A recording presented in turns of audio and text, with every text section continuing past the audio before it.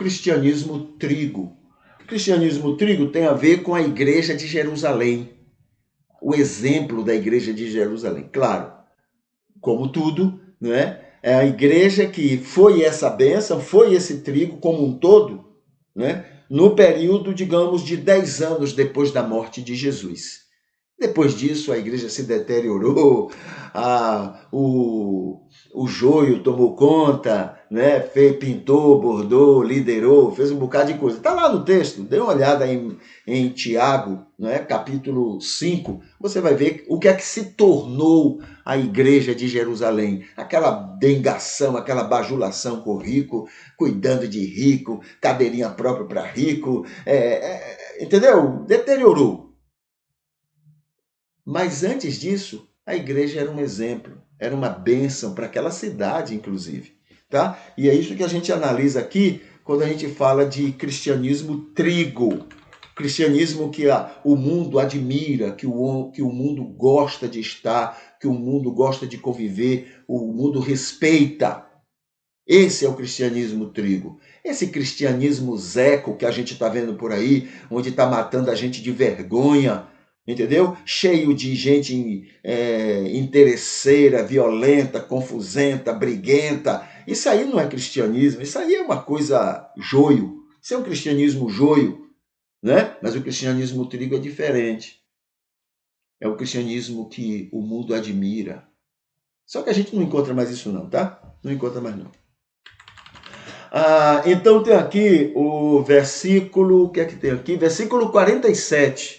É o versículo que a gente chama a atenção hoje, né, do capítulo 2 de Atos.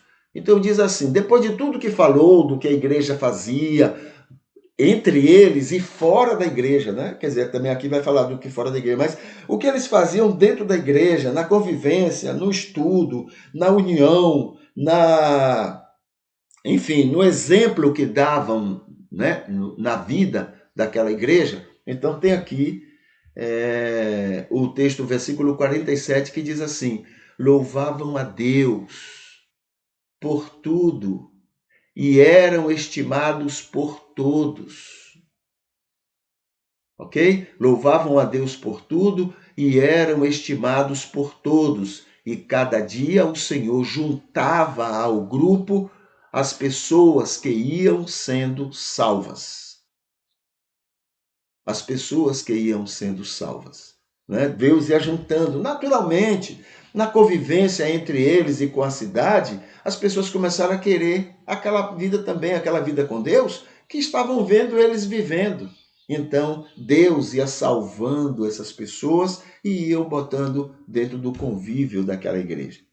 Tá bom? Então, isso é o que está aqui no versículo 47. Louvavam a Deus por tudo e eram estimados por todos, todos inclusive fora da igreja. O texto bíblico, né, mais comum diz assim: e caíam na graça do povo. Caíam na graça daquela cidade. Olha que diferença enorme do cristianismo que a gente conhece. Né? Eles caíam na graça, o povo admirava, o povo tinha prazer de estar com aquelas pessoas. O povo tinha prazer de saber que eles estavam naquela cidade. Fazia diferença. Caíam na graça do povo. Totalmente diferente do cristianismo que a gente está acostumado a ver. Lamentável, né? Lamentável. E aí, por causa disso, aí diz assim: e cada dia o Senhor juntava aos salvos as pessoas que iam sendo salvas. Deus ia colocando no meio daquela igreja. Tá bom?